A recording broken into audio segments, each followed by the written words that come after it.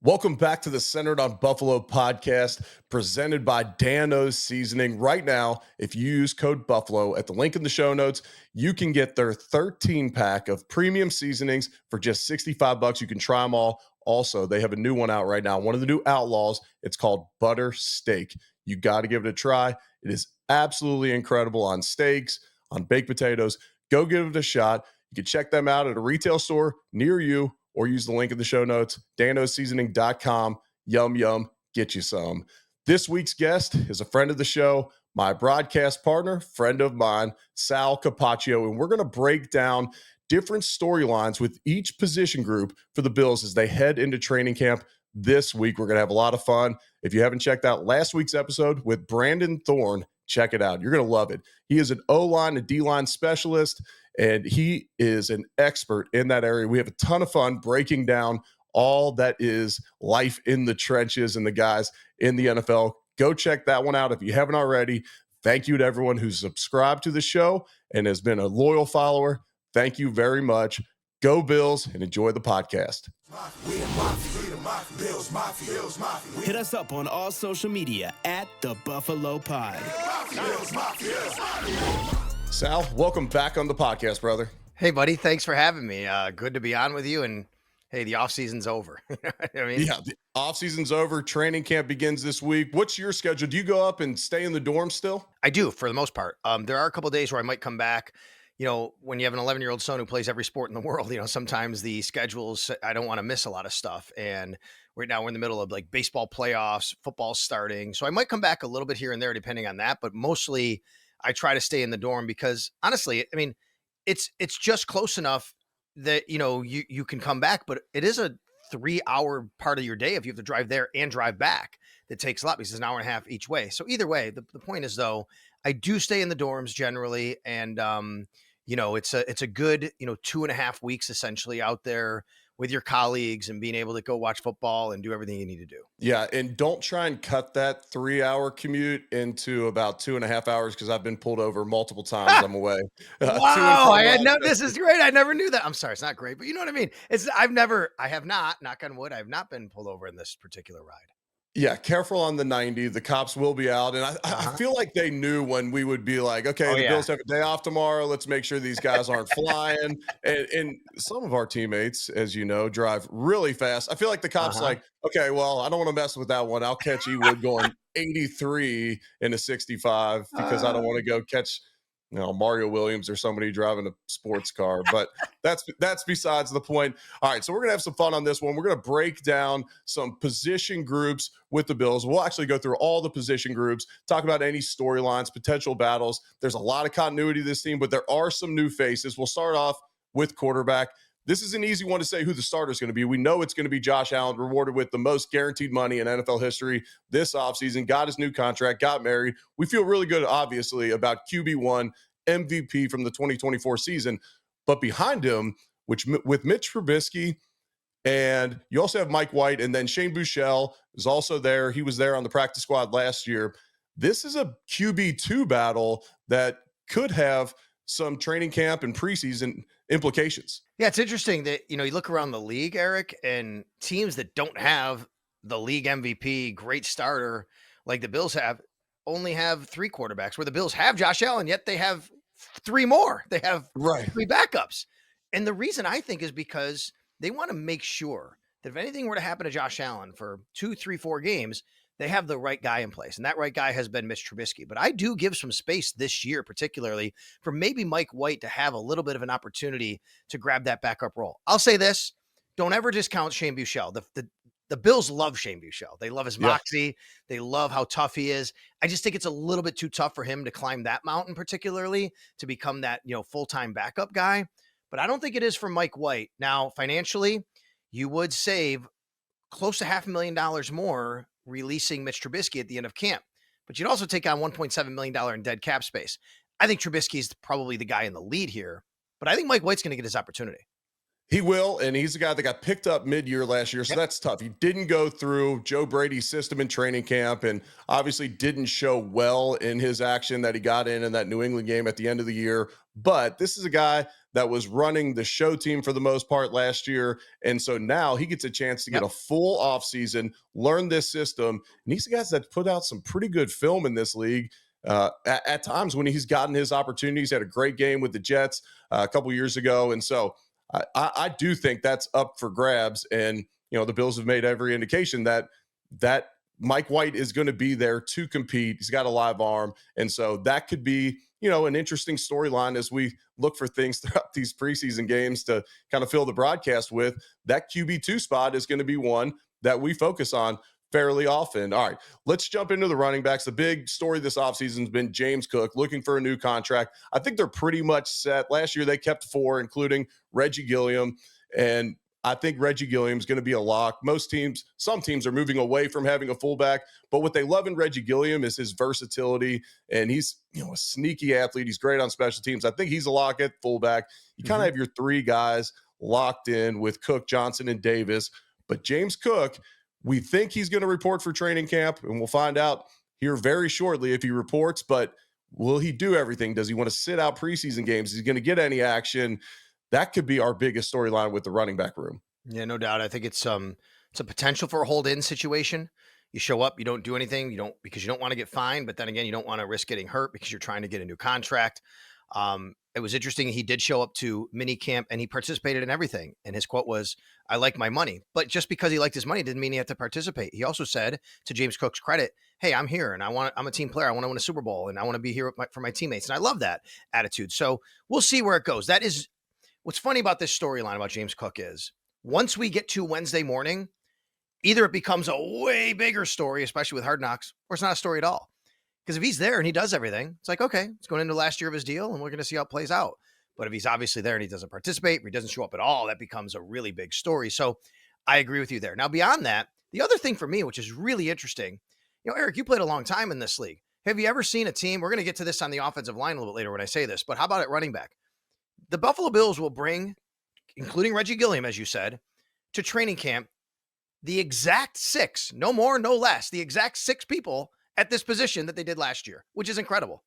It is. It's absolutely wild. And you're really not looking for anything else because you have all your versatility. You have your third down back in Ty Johnson. You have your thumper in Ray Davis. You have your explosive, bell cow in James Cook. And to me, with James Cook, he doesn't have any leverage to hold out because he can't afford those fines. I mean, he's not a guy that makes a ton of money off the field. He's on a rookie second round deal. He's got to go out and have a good season this year for the Bills to go earn that next contract, whether it's in Buffalo or whether it's going to be somewhere else. So this is a season where he has to have a big year. I expect him to show up for training camp, have a good attitude, go try and earn a contract with the Bills this season. And if it doesn't work out, then he moves on and gets paid by somebody else. But this is a guy that had a tremendous 2024 season, and you would hate to have him lose any momentum that he has coming into the season by, goofing around and playing games with the Bills during training camp. All right, when you look at the tight ends, I think they're set in Kincaid, Knox, and Hawes. Jackson Hawes kind of fills in that Quentin Morris role, and then you have Knox and Kincaid. The big storyline to me is Kincaid last year, everyone thought, okay, you lose some guys at the receiver position that had a bunch of targets. Kincaid's going to fill all those, former first-round draft pick, and then he has we'll say, disappointing season based upon the projections and the expectations last year. Is this going to be a big-time bounce-back year for Kincaid, in your opinion? Well, I think the biggest question is he bigger, stronger, and healthier than last year? Because really that's what held him back last year were the knee injuries that were much more substantial than what we realized. And maybe he shouldn't have been playing at a certain point. And sometimes, you got to protect players from themselves, but he wanted to be out there and the Bills wanted him and they were still able to use him, but it just never hit the way it was supposed to. And for some reason, there just wasn't that chemistry with him and Josh. And maybe that was part of it. And, being available and how he was able to run. In the meantime, at the end of the year, Sean McDermott and Brandon Beane both made note of getting bigger, getting stronger, being able to play in these situations and being able to block when he has to block. Those are things that'll help the wear and tear in his body. So I do think that if he has all of that happen, getting bigger and stronger, and he's healthy, he could be a really, really good tight end in the NFL and a matchup problem that the Bills drafted him to be. And here comes Dawson Knox, steady as you go, right? I mean, Dawson, I think people just don't realize how much the Bills love Dawson Knox for everything he brings to them. And that means in the locker room as well. Sean McDermott was asked a question at the end of the year last year when the season was over. Something about like, is there a guy that really, impressed you this year or something? And Sean very rarely tries to focus on one player. He always talks about the team. Right. But he mentioned Dawson Knox, and he said, I don't think people realize how much that guy does for us off the field, like in the locker room, what he means for us. And I just think that speaks volumes to kind of his role on this team. And when people look and go, well, they could release him and save this money. No, that's not happening. Like he means so much to them. But what they did do was they gave both these guys a little bit of security for a guy in Jackson Hawes, who's the best blocking tight end in college football. To me, Jackson Hawes means more to Alec Anderson than he does to Dalton Kincaid and Dawson Knox. But at least now you have another option there at tight end that you can really kind of lean into that 12 personnel with 3 tight ends that you can rotate in. No, I agree 100%. When Jackson Hawes got drafted, I texted Brent Key, the head coach at Georgia Tech. I said, what are the Bills getting in Jackson Hawes? And he goes, oh, he will be an immediate locker room fit. Great dude, incredible blocker, and a little bit more athletic than people give him credit for. No offense to Alec Anderson, friend of the podcast, friend of mine, also wears number 70. But when he's on the field, there's no threat of him going out and running a route. Now, he's a tremendous blocker. He brings a lot of attitude. But that's what Jackson Hawes can bring. Plus, he could also be a threat to go run a route. And so I expect the Bills to still use that 6-0 line package that they love so much. But Jackson Hawes can be a threat out there. And I'm with you on Dawson Knox.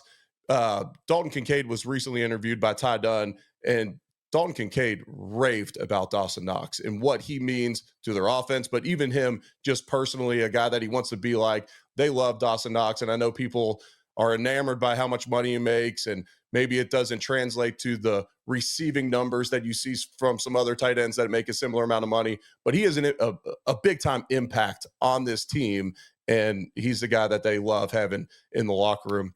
And let me just make 2 points here. Number one, on Jackson Hawes, you're right about the athleticism. I saw that at minicamp and OTAs because the veterans aren't there, right? It was the rookie minicamp. Yeah.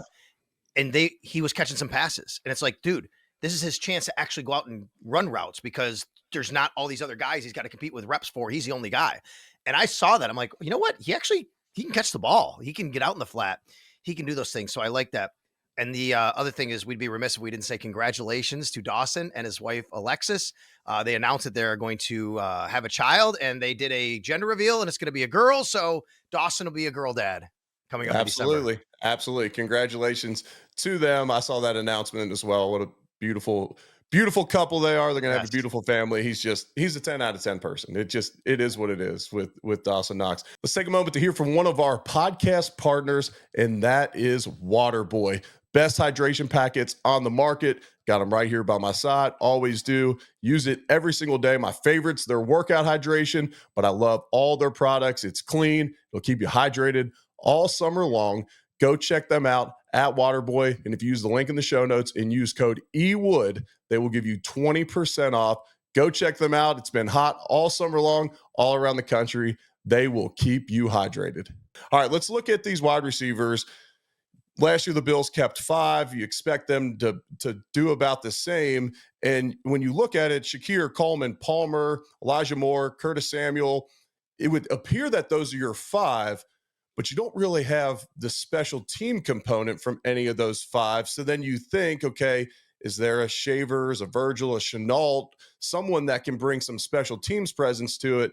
And could there potentially be a 6? When you look at the wide receiver group, what stands out to you heading into training camp? The thing that stands out is how those top 5, then there's a separation, and you really got to find something and a reason, as you just pointed out, for another guy to make it. And to me, when you talk about special teams, you don't have to get it from wide receiver, right? You could get it from linebacker. You can get it from DB. So unless somebody like a Shavers, like a Chenault, which would be a kick returner, really blows you away and you say, you just can't, you got to have this guy. And oh, by the way, he can help you, in a pinch if something happens to a wide receiver.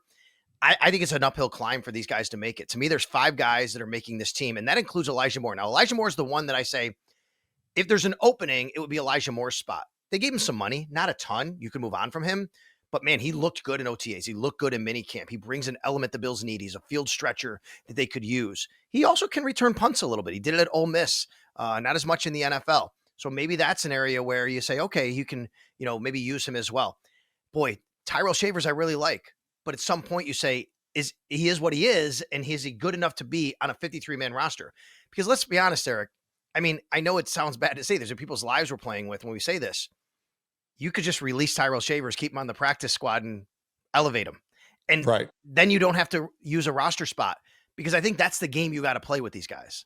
Yeah, you're exactly right. And it's going to be interesting where, Paul, who takes those targets? Do we see that jump year 2 with Coleman? He was our first draft pick last year, not a first rounder, but he was our first draft pick. High expectations. There was some other names on the board.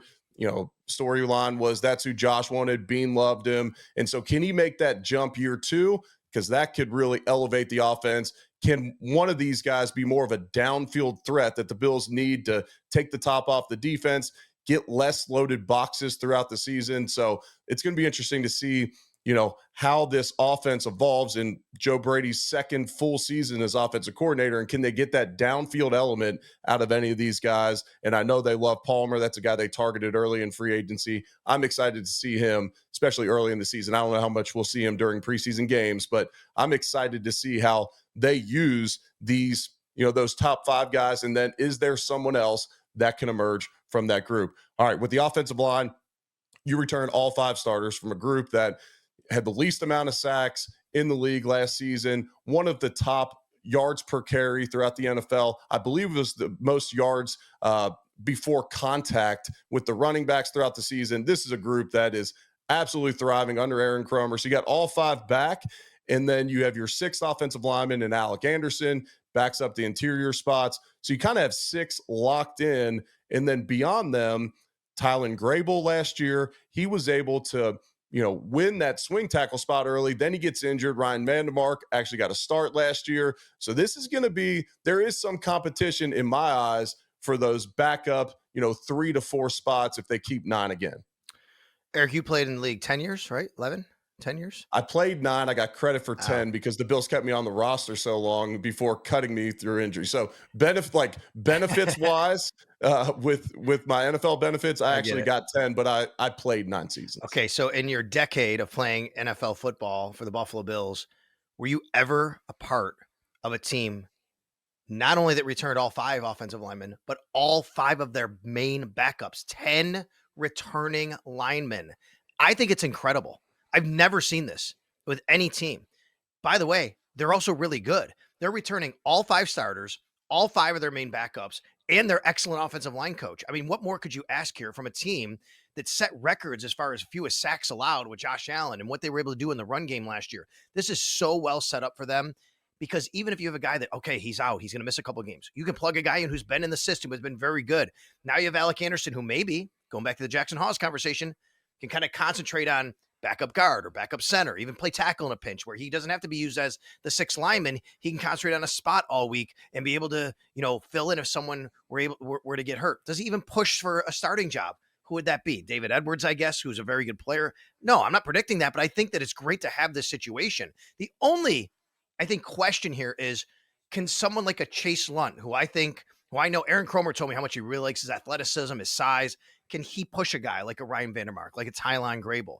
Could you see Richard Garage pushing a guy in his 3rd year now who's starting to really come on last year at training camp? That, to me, is what the story is at offensive line. Otherwise, it's just amazing that they have 10 guys returning. And to me, kind of the biggest battle is who's going to be that swing tackle. Yes. Who's going to be the guy in uniform? Is it Ryan Vandermark or Tylan Grable or a Garage, or however it works out? You also have Kendrick Green, who's got starting experience in this league. They picked him up this offseason, started early in his career for Pittsburgh, played at Houston. And so, I mean, this is a backup offensive line that has probably multiple starting quality players on it throughout the league. Yep. And it could be a situation where at the end of training camp, Brandon Beane's flipping one of these guys for draft picks for next year, like we've seen him do in the past, because they have, it's a luxury how many just starting quality offensive linemen they have, because Those aren't all throughout the league. There's likely not another situation in the NFL like this right now. So it could be a position where we see one of these guys maybe get traded to either bring someone in, maybe because of injury at another position, bring someone in at the end of training camp or at the end of the preseason, or they can flip them for draft picks. All right, let's flip to the defensive side of the football. We'll start with defensive end. They pick up Joey Bosa this offseason. They bring in Michael Hoyt, who's going to be suspended the first 6 games of the season. They bring in Landon Jackson, draft pick out of Arkansas, a guy who flashed at OTAs.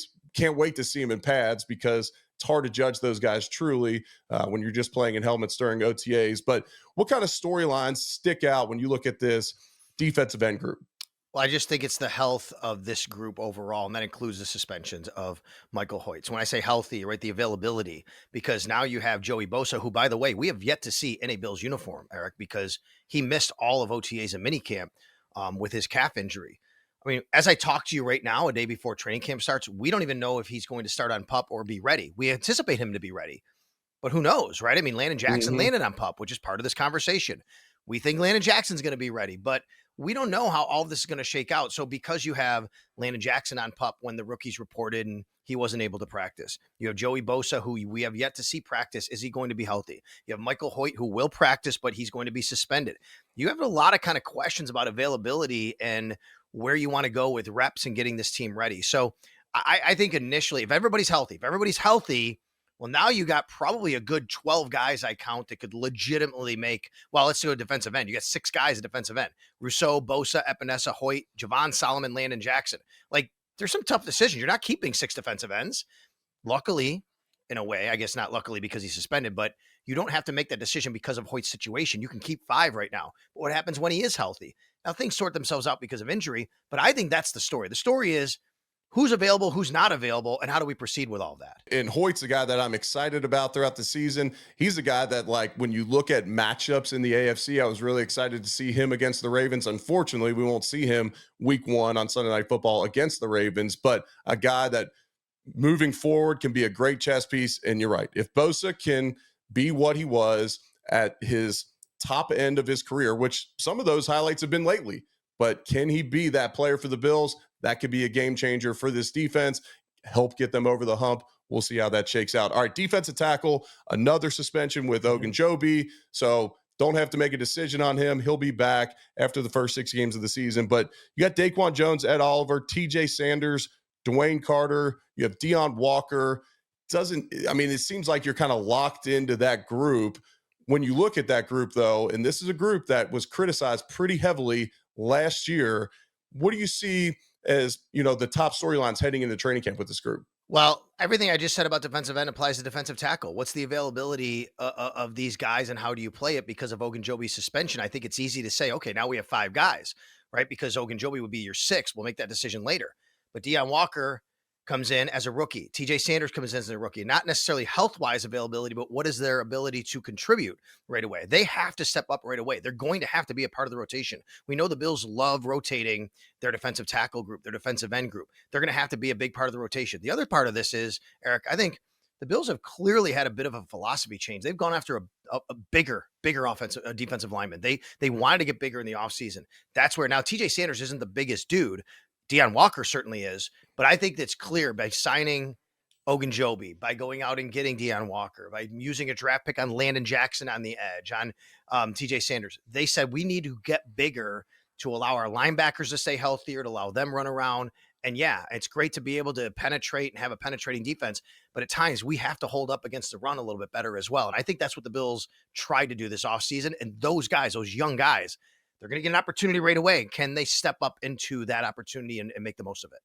Yeah, absolutely. And we're going to get to see those guys in the preseason a lot. I'm interested with Deion Walker. He's a guy that I saw play at Kentucky 2023 season. If he leaves, he might be a first-round draft pick. He stays. He had the back injury in 2024. And so he's a wild card to me because he's a guy that they took a chance on in the 4th round.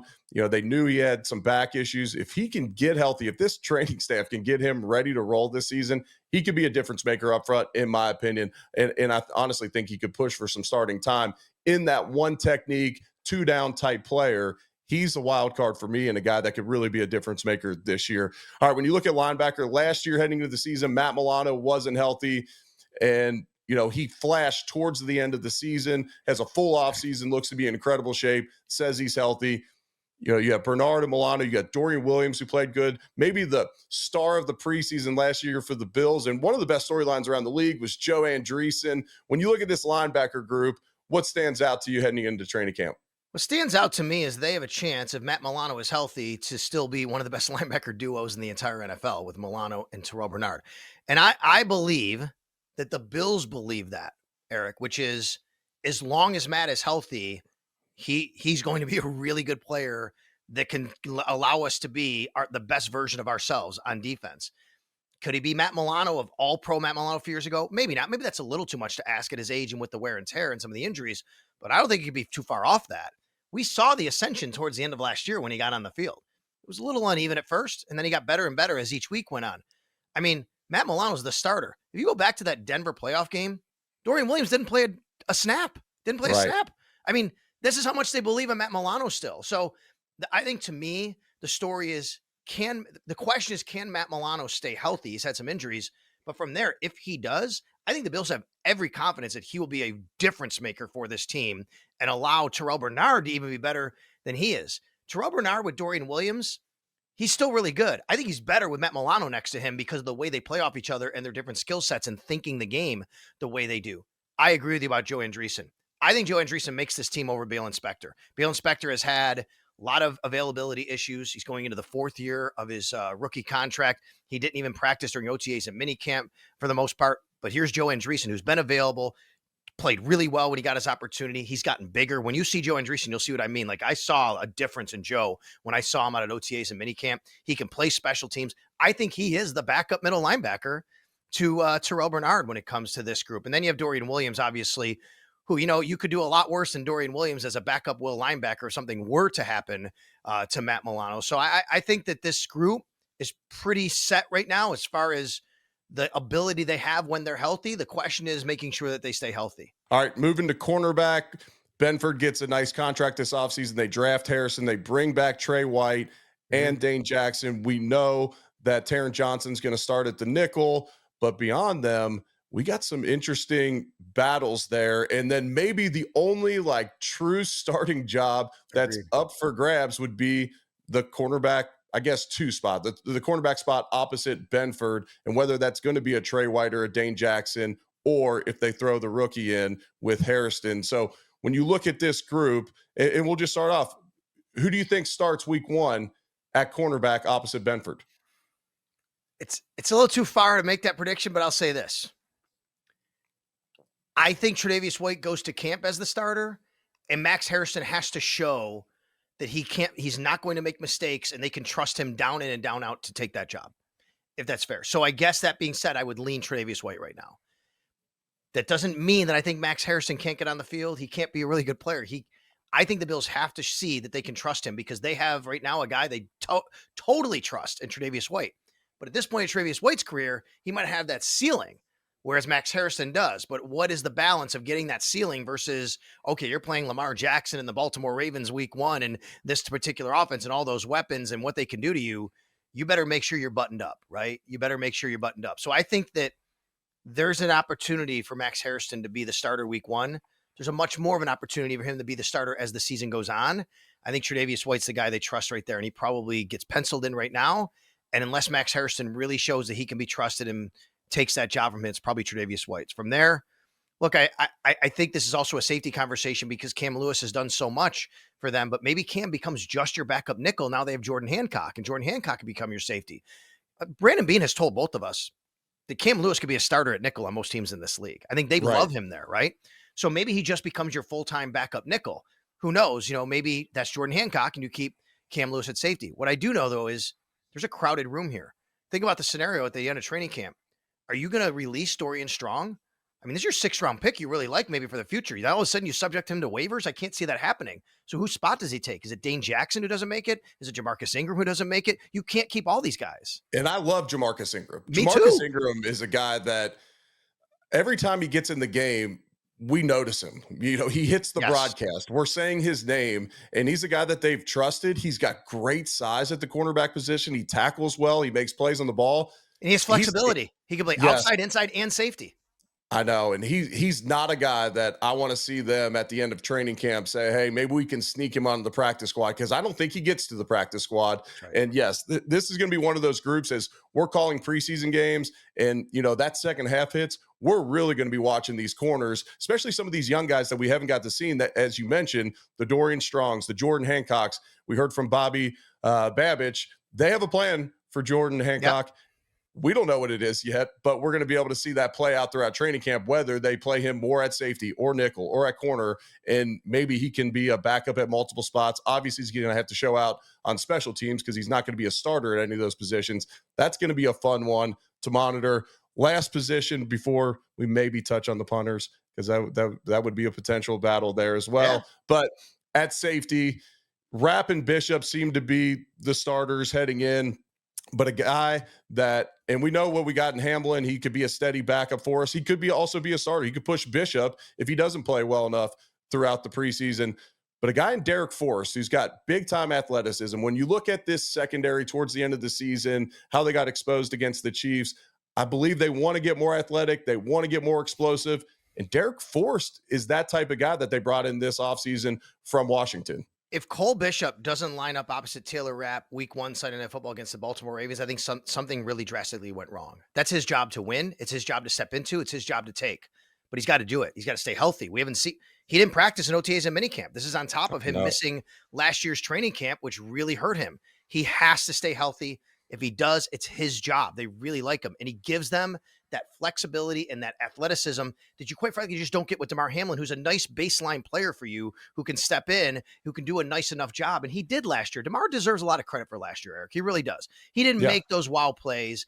There were a couple times where, you wish you had more athleticism, but Damar Hamlin started on a team pretty much all year that went to the AFC Championship and almost the Super Bowl. There's a lot to be said for that, right? But I think they need more there. They need more athleticism. That's where Cole Bishop comes in, and what you just said, Derek Forrest. Derek Forrest, this guy will, to use an old school football term, he'll take the paint off your helmet, right? I mean, this is the guy that just brings it every time he comes up there. But I think he's going to be a main special teams guy, and I think he's going to be okay, we can use him at safety if we need to use him. I wonder if Damar Hamlin makes this team at the end of the day, because now we're talking about, again, where's Cam Lewis? Where's Jordan Hancock? How many safeties are you keeping? This is going to be really interesting in the back end, but it all starts on the front end with Cole Bishop and his ability to take that job and stay healthy. Yeah. So as we go through these, honestly, it's that defensive backfield where you probably have the most competition throughout the team for guys that are fighting for roster spots. Maybe just that QB2 spot is the one starting position that's up for grabs, but who's going to make this team? And the way they play dime, the guys that make the team are likely going to play throughout the season, play meaningful minutes for this Bills team. So it's going to be fun to watch that shake out. All right. There is one more battle that we haven't talked about. And this has been getting a lot of traction because I think there's a good conversation about punt returner. And yes. I believe, and I've said this, I believe this Brandon Codrington is the punt returner on this team. And it would really take either him doing something drastically wrong or someone really stepping up who can help at another position to take it away. And when people bring up to me, well, then why was he inactive for the playoffs? Well, he was injured. And as you know, Eric, it's not just being able to play on Sundays, being able to get those reps in practice and being able to know the game plan and getting on the field. And once that was happening, and then you had Khalil Shakir, who they very much trust, who you're playing home games, the weather's bad. You know the way Sean McDermott thinks about these kinds of things, right? Well, Khalil Shakir is getting paid $58 million now. They're not going to put him back there to return punts. Okay. To me, it's Brandon Codrington. I can't think of one time. You tell me from the broadcast. Can you think of one time throughout all of last year that Brandon Codrington made some awful mistake? I think he did a good job last year, and he's now going into his second year. Yes, I'm with you on that. The only thing that to me could take him out of that spot would be the fact that they have a crowded defensive back room. And do they want to keep a guy that maybe you don't trust at corner just to be your punt returner? And do you have an Elijah Moore or somebody else that is going to make the team and contribute and also be able to be our punt returner? And can you sneak him back on your practice squad? Now, Jets tried to do that last year, and the Bills took Codrington at the end of the preseason. Well, they traded for him. But you're right. But you're right. But I think what happened was the Jets were going to release him. The Bills said, look, we'll make a deal. We'll Yeah. give you something for the guy. Don't release him because then any team can take him, right? You're right. So what has to happen here for Codrington not to be the punt returner is I think somebody has to beat him out and provide ability at another position, right? Who is that? Laviska Shenault has never returned punts in the NFL or in college. Elijah Moore has, as we pointed out. That could be a guy there you could say something like that with. But what's Elijah Moore's role on offense? Maybe you don't want to do that. So I just think it's really interesting how all this shakes out. And then kick return, because of the new rules, you have 2 kick returners. To me, it's Codrington and it's either Ty Johnson or Ray Davis on the other side of him. It's more of a run play back Yes. there nowadays than a true old school kickoff return. All right, we're going to get to a few rapid fire questions presented by Dano Seasoning. I got asked this the other day, and I'm interested to hear your take. This is going to seem kind of random. Can the Steelers get to 10 wins this year with Aaron Rodgers at quarterback? Yes, because I think that they're the Pittsburgh Steelers, and Mike Tomlin always is able to kind of spray some pixie dust on it, and somehow it looks ugly, but it winds up happening. I think it's unlikely, but I do think the answer to the question, can they do it, is yes. Who's your guess to be that hard knocks, long shot to make the team that they focus on and kind of follow throughout training camp? Could I go with maybe a Frank Gore Jr. because of his dad? Maybe that's a storyline that becomes something. Boy, this is a good question. I don't know, because I don't know if you have to throw in the long shot part of it, right? And I don't know who a long shot would be to make the team who they would focus on right there. Yeah, because they could do it. yeah. You know, we don't think he's a long shot, but like a Joe Andreessen would be a good Correct. story and all that. And I think a Joe Andreessen could be one. You've seen guys like. You've seen veterans like Shaq Thompson, right? Like, he's been in this league a long time. One last stand for this guy. Can he do it? Like, he's not a sexy story, but maybe that's a guy they latch on to. Who knows? Yeah, I'm with you. It's going to be fun. It's going to be fun to watch that and see how it all shakes out. All right. Will the Bills lose a game in the division this year? Yeah, I think the odds are they probably will. I mean, it's tough to go 6-0. Whatever kind of game that is. Maybe it's late in the season. You don't want to lose that last game at Highmark, but it could be week 18, right? And you're like, okay, just like they went to the Patriots last year and lost. So I just think that the chances of them running the table in the division are so tough. They probably win 5 games and there's just a game in there they drop. Maybe, could be at Miami just because you just don't play the well that game or something like that. So I'm going to say yes, only because it's probably unlikely to go 6-0. Yeah, I'm with you. Give me 5-1 for the Bills this season in the division. All right, last one for me. What restaurant are you most looking forward to going to in training camp in Rochester? Well, I'm just going to give a shout out here to all of our friends at the Pittsford Pub. It's a restaurant. It's a nighttime venue for us to hang out on the patio. And there's a lot of great restaurants in Rochester. But I say that because they've just been so good to us over the years. A lot of the same wait staff that we've been there. We've become friends with them, and they're awesome to us, and we like hanging out. So Pittsford Pub, it's close to St. John Fisher. On any kind of given night, you'll see some of the media hanging out. So when you say looking forward to it, I think the reason is because of the camaraderie, the people who are there, the familiarness with it. There's some great restaurants out there, but that's my answer. I wish I could join you there for one, but we head to Montana next week. I don't think I'm going to make it to training camp this week. So I look forward to seeing you for that first preseason game in Orchard Park. Sal, thanks for coming on the podcast. That was a ton of fun. I actually feel better equipped to head into the preseason after that conversation. I appreciate it. Have an awesome time in Rochester, brother. All right, you got it, buddy. We'll catch up soon.